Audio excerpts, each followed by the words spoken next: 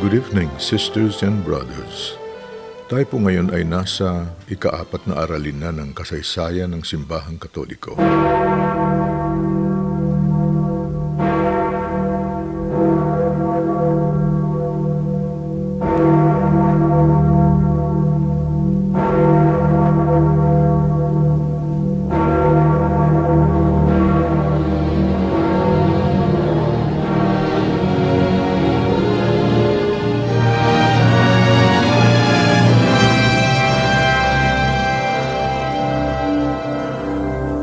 Bitin po ba tayo sa nakaraang aralin? Batid kong maraming gustong makarinig kung ano talaga ang posisyon ng Simbahang Katoliko sa usaping Sabbath rest, kung saan Sabado magsimba ang mga Sabadista at mga Hudyo. Dahil nakabase ito sa 10 utos ng aklat ng Exodo, Kabanata 20, talata 2 hanggang 17, at Deuteronomio, Kabanata 5, talata 6 hanggang 21. Ito'y listahan ng 10 utos ng Diyos na inihayag kay Moises sa bundok Sinai na nakaukit sa 2 tapyas na bato. Ang ikatlong utos ay ganito ang sinasabi: Lagi mong tandaan na ilaan para sa akin ang araw ng pamamahinga. 6 na araw kang magtatrabaho at tapusin mo ang dapat gawin. Subalit, ang ika-7 araw ay para kay Yahweh na iyong Diyos. Ito ay araw ng pamamahinga. Sa araw na ito'y huwag magtrabaho ang sinuman sa inyo, kayo at ang inyong mga anak, mga aliping lalaki o babae, ang inyong mga alagang hayop, ni ang mga dayuhang nakikipamayan sa inyo. 6 na araw kong nilikha ang langit, ang lupa, ang mga dagat, at ang lahat ng nasa mga ito. Ngunit, namahinga ako sa ika-7 araw, kaya't ito'y aking pinagpala at inilaan para sa akin. Exodo, Kabanata 20, talata 8 hanggang 11.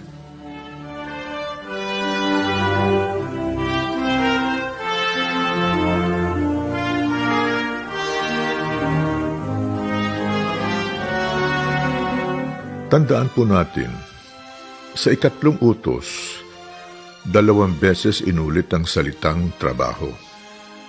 At isinasama rin sa pagpapahinga ang mga mga alagang hayop. At dahil tayo naman, mga Katoliko at iba pang mga mainline Christians, ay dapat ring sundin ito. In fact, sa Catechism of the Catholic Church, Kabanata 2072, confirms and declares this obligation. Dahil ipinapahayag nito ang mga pangunahing tungkulin ng tao sa Diyos at sa kanyang kapwa. Ang 10 utos ay naglalaman ng mga mabibigat na obligasyon. Hindi ito maaaring baguhin at kinakailangan sundin palagi at saan man. Walang sino man ang maaaring isawalang bahala ang mga ito, maliban sa Diyos. Gaya ng paalala ni Jesus sa San Mateo, Kabanata 19, talata 16 hanggang 17, may binatang mayaman na nagtanong kay Jesus, quote, Guro, anong mabuting bagay ang dapat kong gawin upang makamtan ko ang buhay na walang hanggan? Sumagot si Jesus, iisa lang ang mabuti. Kung nais mong makamit ang buhay na walang hanggan, sundin mo ang mga utos ng Diyos. End quote. Nang mag-follow up pa ang binatang mayaman, nagtanong siya uli, alin sa mga iyon? Sumagot si Jesus, huwag kang papatay, huwag kang mangangalunya, huwag kang magnanakaw, huwag kang sasaksi ng walang katotohanan, Igalang mo ang iyong ama at ina at ibigin mo ang iyong kapwa gaya ng pag-ibig mo sa iyong sarili. End quote. Tumugon ang binata, "Sinunod ko na po ang lahat ng iyan. Ano pa po ang dapat kong gawin?" At this point, kung nais panatilihin ni Kristo ang araw ng Sabbath rest, di sana'y binanggit niya.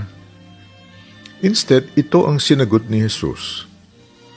Kung ibig mong maging ganap, ipagbili mo ang lahat ng iyong ari-arian at ipamahagi mo sa mga mahihirap, at magkakaroon ka ng kayamanan sa langit. San Mateo, Kabanata 19, talata 18 hanggang 21. Hanggang sa puntong ito, wala namang hindi pinagkakasunduan natin sa ibang mga Kristiyano.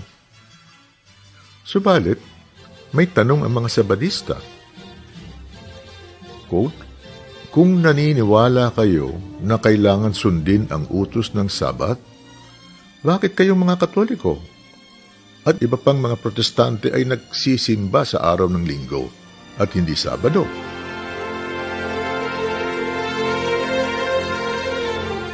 Ito na po ang unang bahagi ng ating pagtatalakay sa lesson number 4 ng kasaysayan ng Simbahang Katoliko. Uumpisahan po natin sa Katesismo mula sa Kabanata 2168 hanggang 2172. Ang ikatlong utos, quote, "Lagi mong tandaan na ilaan para sa akin ang araw ng pamamahinga. 6 na araw kang magtatrabaho at tapusin mo ang dapat gawin. Subalit, ang ika-7 araw ay para kay Yahweh na iyong Diyos. Ito ay araw ng pamamahinga. Sa araw na ito ay huwag magtrabaho ang sinuman sa inyo. Kayo at ang inyong mga anak, mga aliping lalaki o babae, ang inyong mga alagang hayop, ni ang mga dayuhang nakikipamayan sa inyo. 6 na araw kong nilikha ang langit, ang lupa, ang mga dagat at ang lahat ng nasa mga ito. Ngunit, namahinga ako sa ika-7 araw, kaya't ito'y aking pinagpala at inilaan para sa akin." Sa pagbanggit ng Sabbath, ginugunita ng kasulatan ang paglikha. Sapagkat sa 6 na araw, ginawa ng Panginoon ang langit at lupa, ang dagat at lahat ng naroroon. At nagpahinga sa ika-7 araw. Kaya't ito'y pinabanal. Exodo, Kabanata 20, talata 11. Inihahayag din sa kasulatan, take note sa araw ng Panginoon, or also known as the Lord's Day, ang isang alaala ng pagpapalaya sa Israel mula sa pagkaalipin sa Ehipto. And I quote, "Alalahanin mong naging alipin ka sa Ehipto, at mula rooy inilabas kita sa pamamagitan ng aking kapangyarihan. Kaya iniutos ko na panatilihin mong nakalaan kay Yahweh ang araw ng pamamahinga." Ito'y nasa Deuteronomio, Kabanata 5, talata 15. In other words, itinalaga ng Diyos ang araw ng pamamahinga sa Israel. Bakit? Para panatilihin sa lahat ng salinlahi bilang tanda ng tipan. Exodo, Kabanata 31, talata 16. Ang araw ng Sabbath ay para sa Diyos. Pinabanal ito at itinalaga para purihin siya. Para sa ano? Sagot, una, para sa kanyang ginawang paglalang sa aklat ng Henesis. At ikalawa, sa kanyang pagpapalaya sa bayang Israel Kaya ipinaririnig sa awit, Kabanata 118, talata 24, na ganito, ito ang araw na ginawa ng Panginoon. Tayo'y magalak at magdiwang.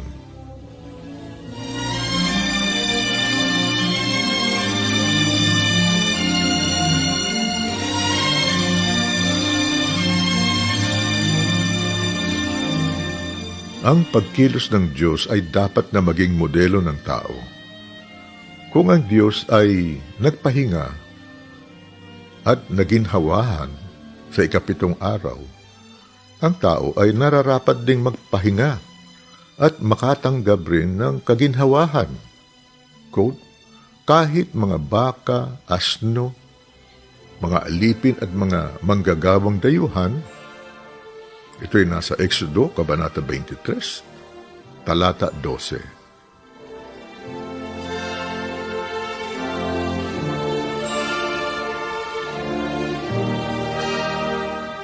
Up to this point, wala pa rin tayong nakikitang anumang pagsalungat sa itinuturo ng simbahang Katoliko tungkol sa pagsunod sa 10 utos. Subalit kung bakit nailipat sa linggo ang araw ng pagsasamba sa Diyos bilang araw ng pamamahinga? Well, sasagutin po natin sa ikalawang bahagi ng ating talakayan. Tayo po ngayon ay tutuloy na sa ikalawang bahagi ng lesson number 4 ng kasaysayan ng Simbahang Katoliko. We now shift to the New Testament. Ang mga ebanghelyo ay madalas nag-uulat sa mga pangyayaring si Jesus ay inaakusahan sa paglabag ng araw ng pamamahinga. Sino ang mga nag-aakusa? Di mga Pariseo, mga Saduseo at iba pang mga tagapagturo ng kautusan. Subalit, wala naman tayong nakikitang pagkukulang si Jesus insofar as yung usapin ng paggalang sa kabanalan ng araw na ito is concerned. Katunayan, regular na pumapasok si Jesus sa sinagoga at nagtuturo sa araw ng pamamahinga. San Marcos, Kabanata 1, talata 21. Ganoon rin ang ginawa niya nang basahin ng aklat ni Isaias, Kabanata 61, talata 1. Mabuti pa, kantahin ko na lang ito. Yung sinasabi dito sa Isaias, quote, the Spirit of the Lord is now upon me, to heal the broken hearts and set the captives free, to open prison doors and make the blind to see. The Spirit of the Lord is now on me. End of quote. Na ikinagalit ng kanyang mga kababayan, at ang lahat ng nasa sinagoga ay nagsitayo at itinaboy siyang palabas papunta sa gilid ng bundok upang ihulog siya sa bangin. Lucas Kabanata 4, talata 28 hanggang 29. At nangyari ito sa araw ng pamamahinga. Nakita ninyo mga kapatid, tinangka nilang patayin si Jesus. Kaya nga tinatanong ni Jesus ang mga tagapagturo ng kautusan, quote, alin ba ang naaayon sa kautusan? Ang gumawa ng mabuti o masama sa araw ng pamamahinga? Ang magligtas ng buhay o ang pumatay? Lucas Kabanata 6, talata 9. Dalawang magkasunod na insidente sa Ebanghelyo ni San Lucas na may parehong senaryo. Una, mga katanungan tungkol sa araw ng pamamahinga. Lucas Kabanata 6, talata 1 hanggang 5, kung saan sinabi ni Jesus, quote, ang anak ng tao ay Panginoon ng araw ng pamamahinga. End quote. At sa hiling ng taong paralisado ang kamay, nasa Lucas Kabanata 6, talata 6 hanggang 11, na itinanong ni Jesus, quote, "Alin ba ang naaayon sa kautusan? Ang gumawa ng mabuti o masama sa araw ng pamamahinga? Ang magligtas ng buhay o ang pumatay?" End quote.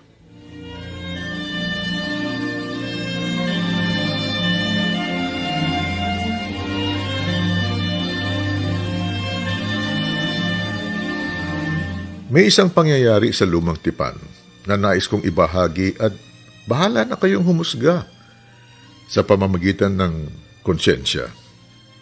Pero, gamitin lang natin ang antipara ng isang Kristiyano at hindi yung antipara ng mga Pariseo, Saduseo o tagapagturo ng kautusan.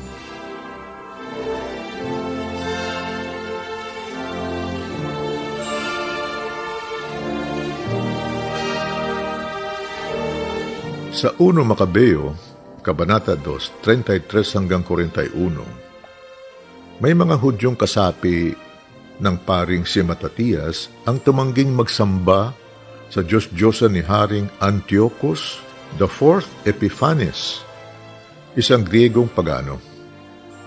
Naging dahilan ito para usigin sila at patayin. Sa kanilang pagtakas, nagtago sila sa isang kuweba. Bago sumalakay ang mga pagano, binalaan mo na sila. Quote, "May panahon pa na kayo ay lumabas at sundin ang utos ng hari at hindi namin kayo papatayin." End quote. Tumanggi ang mga Hudyo dahil ayaw nila lapastanganin ang araw ng pamamahinga. Kaya't nilusob sila ng mga kawal ng hari. Wala man lang lumaban sa mga Hudyo, ni isang bato'y hindi man lang naghagis, hindi rin binarhan ang bungat ng kuweba na pinagtataguan nila at sinabing, quote, "Mamamatay kaming malinis ang aming konsensya. Ang langit at lupa ang saksi sa amin, sa walang katarungan paglipol ninyo sa amin." End of quote. Sa araw nga ng pamamahinga, sumalakay ang mga kawal ng hari at ito'y naulit pa uli. Sa panahong iyon, may 1,000 katao ang napatay. Kabilang ang mga magulang, babae at bata. Pati ang mga kawan nila o mga hayop ay nalipol din. Ang pangyayaring ito ay nakarating kay Matatias na iniluksa ng husto. Dahil dito napag-usapan nila, quote, "Kung di tayo magtatanggol sa ating sarili dahil sa relihiyon, gaya ng ating mga kababayan, mauubos tayo." End quote. Kaya noon day nagkaisa sila at sinabing, "Mula ngayon, kahit araw ng pamamahinga, lalaban tayo upang hindi tayo matulad sa mga kababayan nating napatay nang walang kalaban-laban." End of quote.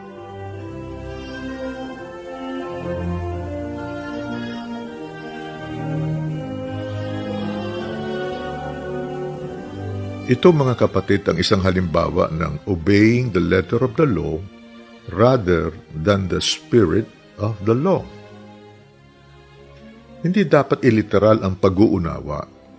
Kaya ipinaliwanag ng Panginoong Hesukristo ang kanyang tunay at makapangyarihang interpretasyon.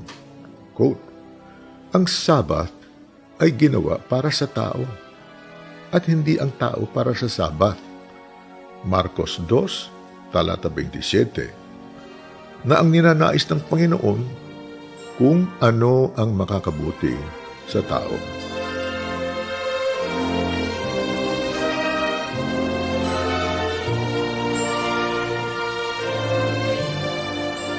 Para mas kapani-paniwala, ano ang sinabi ng Diyos Ama sa 3 haligi ng simbahan during the Transfiguration? Quote, "Ito ang minamahal kong anak na lubos kong kinalulugdan. pakinggan ninyo siya. In big, bold letters. San Mateo 17, talata 5, San Marcos, Kabanata 9, talata 7, San Lucas, Kabanata 9, talata 35. At ipinagunita pa ni Pedro ang okasyong ito sa 2 Pedro, Kabanata 1, talata 16 hanggang 18. Quote, ang ipinahayag namin sa inyo tungkol sa kapangyarihan at muling pagparito ng ating Panginoong Hesukristo ay hindi namin ibinatay sa mga alamat o kathang-isip ng tao lamang. Nasaksihan namin ang kanyang kadakilaan nang tanggapin niya mula sa Ama ang karangalan at kaluwalhatian. Ito'y nangyari nang marinig namin ang tinig mula sa dakilang Ama na nagsabing, quote, ito ang minamahal kong anak na lubos kong kinalulugdan, end quote.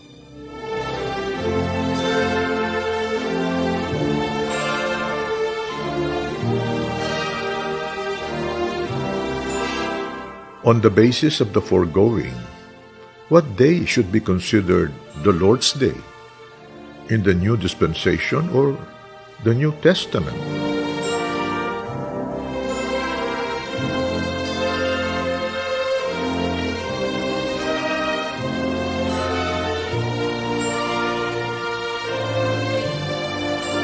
Ayon sa Catechism of the Catholic Church, Kabanata 2174, talking about the day of the resurrection, quote, Jesus rose from the dead on the first day of the week. Matthew 28, verse 1, Mark 16, verse 2, Luke 24, verse 1, John 20, verse 1. Because it is the first day, araw ng muling pagkabuhay ni Kristo Jesus, at ito'y nagpapaalala sa panahon ng paglikha ng Diyos sa langit at sa lupa. Ang lupa ay walang hugis o anyo. Dilim ang bumabalot sa kailaliman at kumilos ang Espiritu ng Diyos sa ibabaw ng tubig.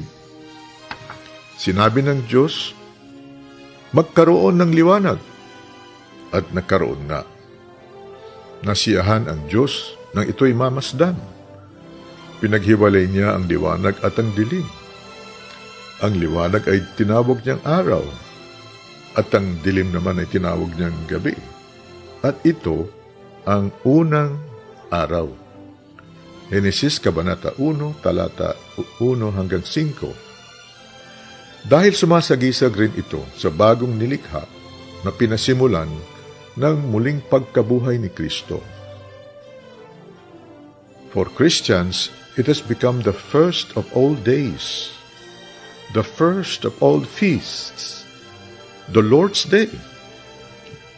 The Sabbath represented the completion of the first creation and was replaced by Sunday, which recalls the new creation, inaugurated by the resurrection of Christ.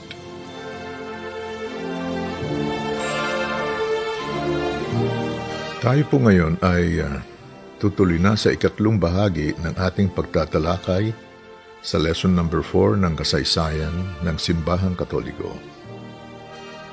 Sunday is the first day after the Jewish Sabbath, but also the first day when God, separating matter from darkness, made the world.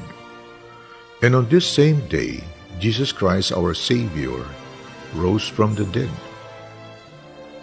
Parehong first day, kung saan naging liwanag ang dilim.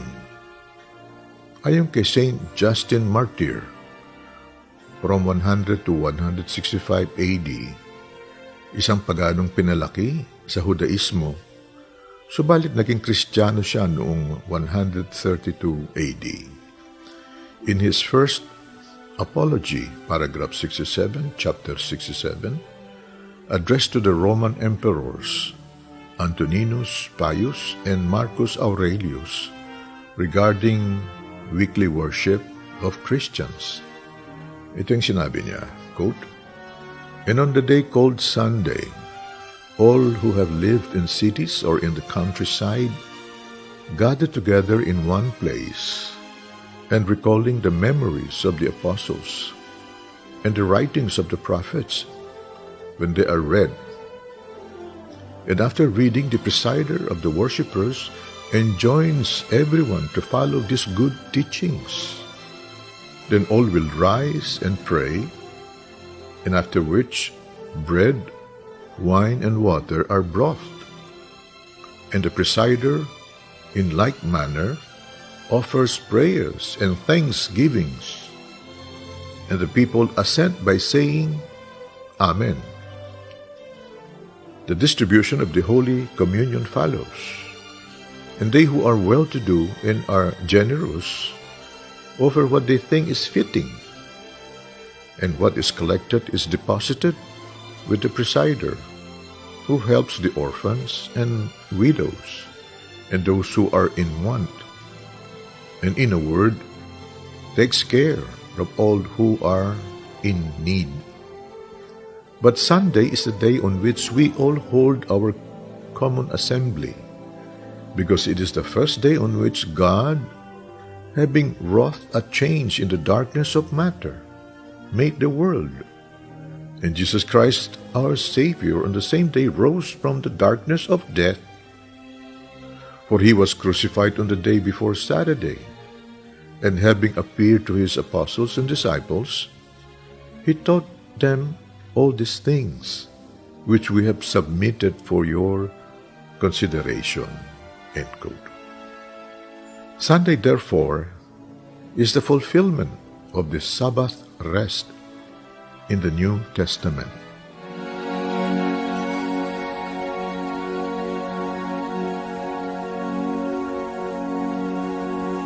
Isa pang sulat na mula kay St. Ignatius of Antioch to the Magnesians, chapter 9, verse 1 hanggang chapter 10. Quote, "Those who lived according to the old law have come to a new hope,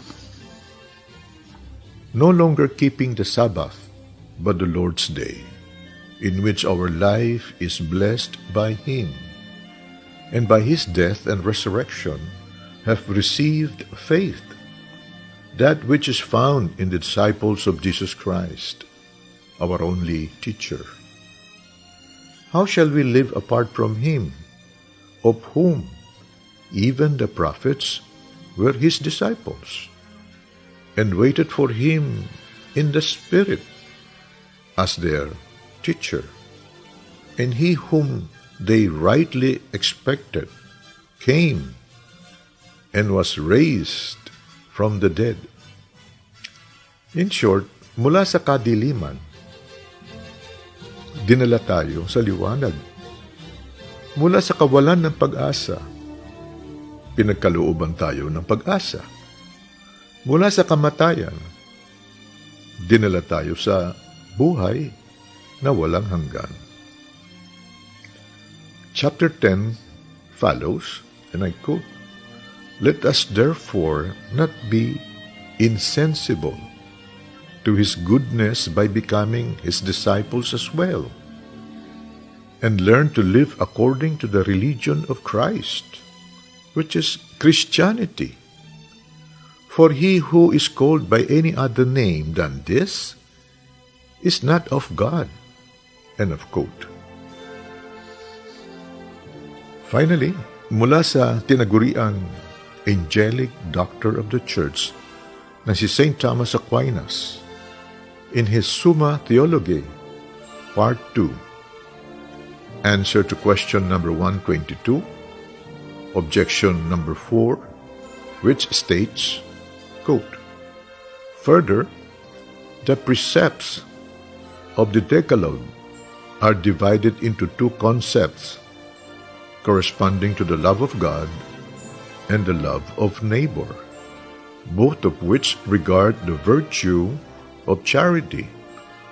Therefore, the precepts of the Decalogue belong to charity, rather than justice. End quote. Ibig sabihin, mas mabigat ang konsiderasyon na inilalaan sa pag-ibig.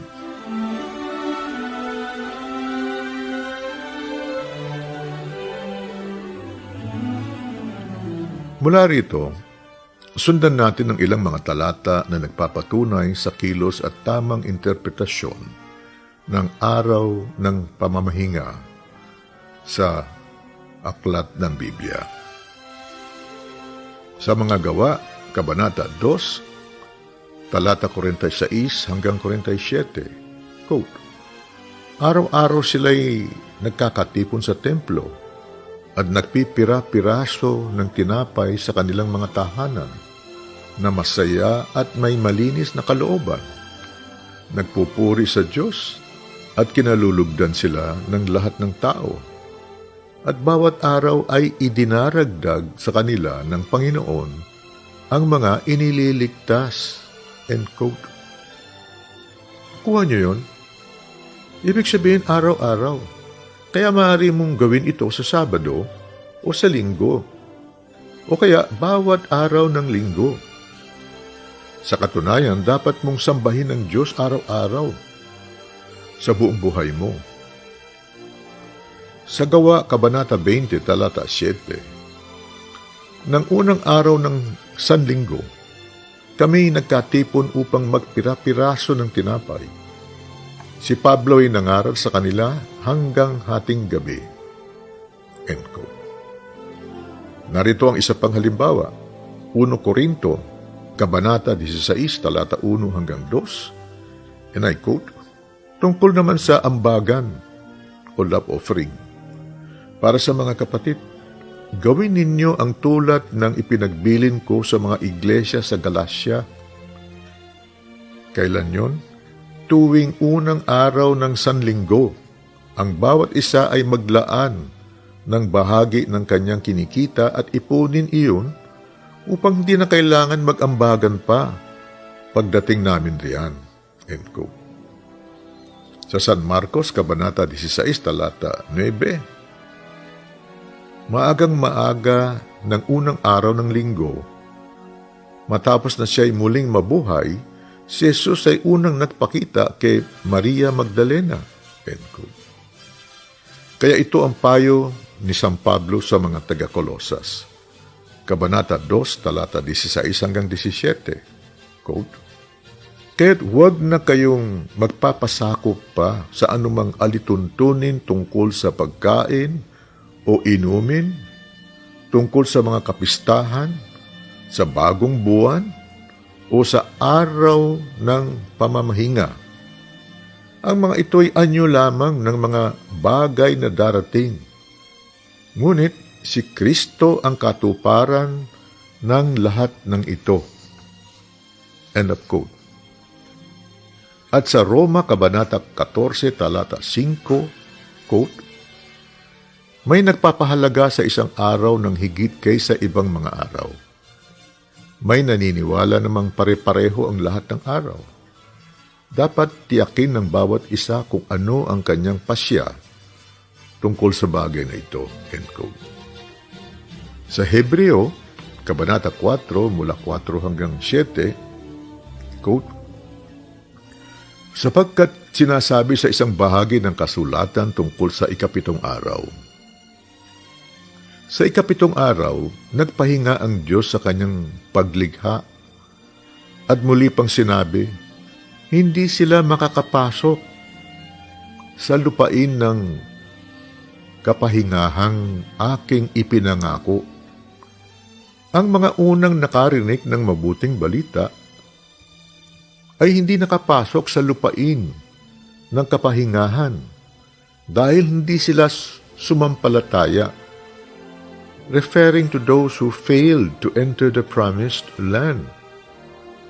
Ngunit may mga inaanyayahan pa ring pumasok sa lupaing iyon ng kapahingahan. Kaya't muling nagtagda ang Diyos ng isa pang araw na tinawag niyang ngayon. Pagkalipas ng mahabang panahon, sinabi niya sa pamamagitan ni David sa kasulatang nabanggit. Quote, "Ngayon, kapag narinig ninyo ang tinig ng Diyos, huwag ninyong patigasin ang inyong puso." End quote. Kuha nyo, ang buong lumang tipan kasama na ng araw ng pamamahinga ay naging ganap at naisakatuparan ni Kristo Jesus. Dahil siya ang ating walang hanggang kapahingahan, bilang Panginoon ng araw ng kapahingahan.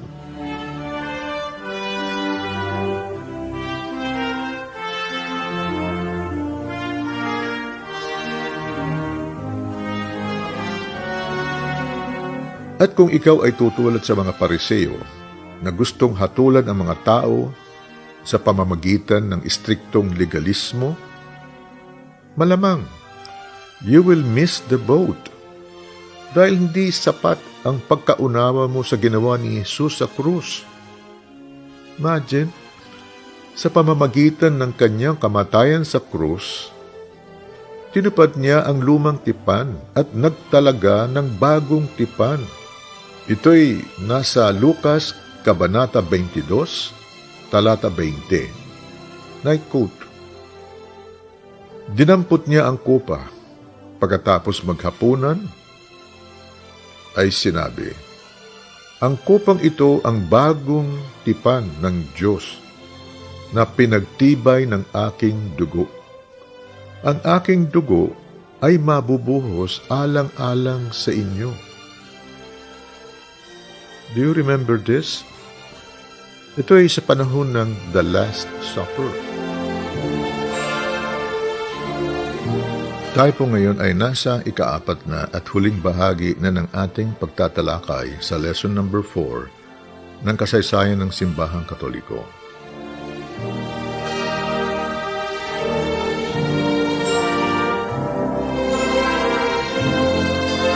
Bakit ba nasusuklam ang mga Pariseyong kay Jesus? Kasi nga, sa kanilang sobrang pagkarelihiyoso, parang nabulagan o naging makitid ang kanilang pananaw sa katotohanan. Nabanggit ko nga sa nakaraang aralin na may pagka-aristokrata ang mga ito. Dahilan kung bakit tinutukso sila ni Jesus na mga salitang hipokrito. Katunayan, hindi lang matapobre ang mga ito, kundi mapanghusga sa kapwa. Ayaw nilang makisalamuha sa mga makasalanan at pinangdidirihan nila ang mga may sakit na ketong. Samantalang, kabaliktaran naman ang ginagawa ni Kristo. Lalong lumala ang galit nila nang sabihin ni Kristo, quote, "Gibain ninyo ang templong ito, at sa loob ng 3 araw, muli kong itatayo." San Juan, Kabanata 2, Talata 19. Halos indirectly na sinasabi niyang siya ay anak ng Diyos. Para sa mga Pariseo, ito'y isang kalapastanganan. Kaya wala nang ginawa ang mga ito kundi bantayan si Kristo at nag-aabang kung kailan siya magkamali at kung paano nila malilinlang si Jesus at nang matupad ang hangarin nilang arestuhin at patayin. Kaya isang araw, dumating ang mga tagapagturo ng kautusan at mga Pariseo na may dalang isang babaeng nahuli sa pangangalunya. Iniharap nila ito sa karamihan at sinabi kay Jesus, "Guro, ang babaeng ito ay nahuli sa aktong pangangalunya. Ayon sa kautusan ni Moises, dapat batuhin hanggang sa mamatay ang mga katulad niya. Ano naman ang masasabi niyo?" Itinanong nila ito upang subukan siya at nang may maiparatang laban sa kanya. Subalit, yumuko lamang si Jesus at sumulat sa lupa sa pamamagitan ng kanyang daliri. Patuloy sila sa pagtatanong, kaya't tumayo si Jesus at nagsalita, "Ang sino man sa inyo na walang kasalanan ang siyang maunang bumato sa kanya." At muli siyang yumuko at sumulat sa lupa. May ilang mga mangangaral ang nagsasabing ang sinulat ni Jesus sa lupa ay mga kasalanan tulad ng hipokrito, mapanghusga, palalo o mayabang at iba pa. Kaya nang marinig nila yun, at siguro nakita nila ang sinulat ni Jesus sa lupa, isa-isa silang umalis, simula sa pinakamatanda. Iniwan nila ang babaeng nakatayo sa harap ni Jesus at tinanong ang babae ni Jesus, "Nasaan sila? Wala na bang mga taong humahatol sa iyo?" "Wala na po, Ginoo," sagot ng babae. At sinabi ni Jesus, "Hindi rin kita hahatulan. Umuwi ka na at mula ngayon, huwag ka nang gumawa ng kasalanan." San Juan Kabanata 8, talata 3 hanggang 11. Finally, tuluyan ng itinakwil ng mga Hudyo si Jesus. Pinaligiran siya ng mga Hudyo at sinabi sa kanya, quote, "Hanggang kailan mo kami paghihintayin? Kung ikaw nga ang Kristo, sabihin mo na ng maliwanag." Sumagot si Jesus, "Sinabi ko na sa inyo, ngunit ayaw ninyong maniwala. Ang mga ginagawa ko sa pangalan ng aking Ama ang nagpapatotoo tungkol sa akin. Ngunit ayaw ninyong maniwala, sapagkat hindi kayo kabilang sa aking mga tupa. Nakikinig sa akin ang aking mga tupa. Kilala ko sila at sumusunod sila sa akin. Binibigyan ko sila ng buhay na walang hanggan. Kailan may hindi sila maaagaw sa akin, dahil ako at ang Ama ay iisa." End quote. Muling dumampot ng bato ang mga Hudyo upang batuin si Jesus. San Juan Kabanata 10, talata 24 hanggang 31. Well, mukhang exciting ang mga susunod na aralin. Abagan natin sa susunod na aralin. Salamat sa inyong pakikinig.